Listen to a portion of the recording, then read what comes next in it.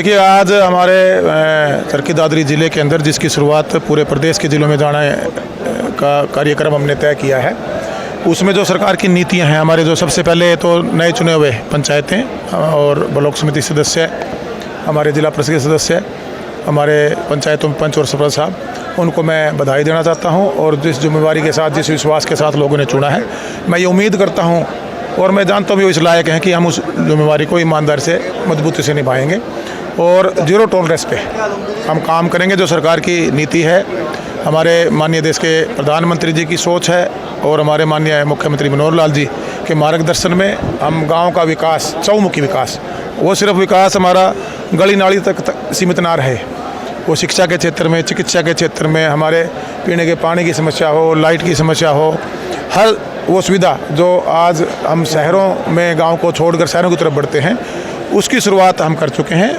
9 सूर्य कार्यक्रम हमने चलाया है, उसको हम गांव तक ले जाने का काम करेंगे और एक अच्छे माहौल में हम सब मिलकर टीम बनकर हमारे गाँव वासियों को सुविधा देने का काम करेंगे। देखिएगा, कुछ जिलों की शिकायतें थी, आपने देखा भी होगा, उनकी बाखूबी जांच भी हुई है, बहुत कड़ी कार्रवाई, कानूनी कार्रवाई सरकार ने करने का काम किया और उसके बाद मैं ये कह सकता हूँ कि काफ़ी बड़ा सुधार डिपार्टमेंट में अधिकारियों की कभी काम करने का जो रवैया था वो चेंज हुआ। और आज चलिए छोटा मोटा घटनाएँ कोई एक दो हो सकती हैं, आगे भी हो जाएं, लेकिन मैं अब काफ़ी हद तक संतुष्ट हूँ कि अपना एक काम करने का रवैया अधिकारियों ने बदला है। पंचायतें आई हैं, निगरानी कमेटियाँ बनाने का काम करेंगे, पंचायतें भी ईमानदारी से काम करेंगी और उसकी जांच गांव में गांव के लोग, जो रिटायर्ड लोग हैं, हमारी संस्थाएं हैं, वो भी करने का काम करें। काम बनने के बाद हम उसके अंदर कमियां निकालें, उसकी शिकायतबाजी पर आएँ।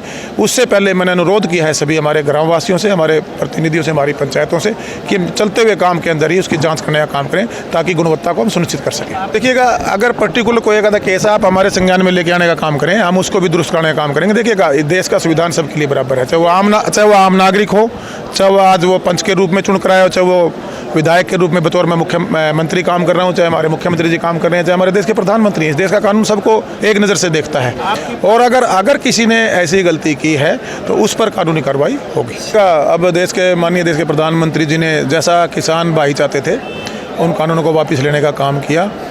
अब इस पर मैं कोई ज़्यादा बड़ी टिप्पणी नहीं करना चाहूँगा। हर चीज़ के पीछे हमें राजनीति नहीं घुसानी चाहिए। देश की डेवलपमेंट उससे कहीं ना कहीं प्रभावित होती है, प्रदेश की डेवलपमेंट प्रभावित होती है। हमारे यहाँ तो ये भी है, जहाँ घर में झगड़ा और तो बटू भी नहीं आंदे।